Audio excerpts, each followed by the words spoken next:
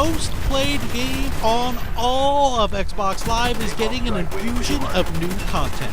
That's right, Call of Duty Black Ops First Game add-on First Strike will be available Tuesday, February 1st.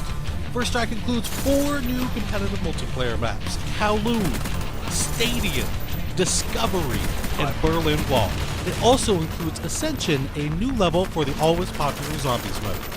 Now for this preview though, we'll focus on the competitive multiplayer maps. We fired up Video Connect so we could chat with our friends from Treyarch in Santa Monica, online director Dan Bunting, and design director David Vonderhaar. We begin with Kowloon. Kowloon is inspired by the single-player campaign level of the same name, Kowloon City, where you're in China on the rooftops of Kowloon City. It's rainy, it's dark, it's kind of got this brooding sort of mood to it. We really wanted to give the player the feeling that they were up high on top of the rooftops of these buildings. When we originally started to design the map, we started calling it our rule breaker map because we wanted to challenge some of the conventions that we'd had in some of the previous map development cycles. You never want to break up a primary player pathway, and in this map we actually do that intentionally, where you have to jump from one platform to the next, and that was to contribute to the feeling of being up high on top of these rooftops and increasing that danger level. Kowloon City has a zip line which allows you to go from the map center to the map perimeter very quickly. It's one of those cost versus reward gameplay mechanics where you trade speed for vulnerability. I mean, this really was a really fun map for us to make. I mean, I think from the beginning everybody was super excited about it, and we wanted to do it a long time ago, but we had all the other maps in development, so we had to delay it for DLC. But the idea has been around for a long time. A lot of people have been very excited about it.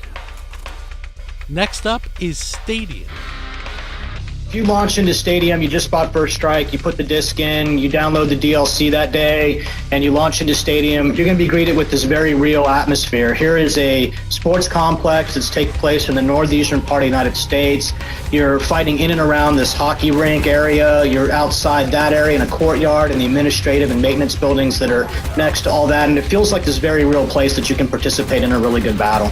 For me in particular, Stadium is kill-death ratio be damned. This is a map with really high action, lots of really significant kill zones, map flanking paths that are very close to each other. People are going to have to really change up running gunners, how they're going to progress through this map.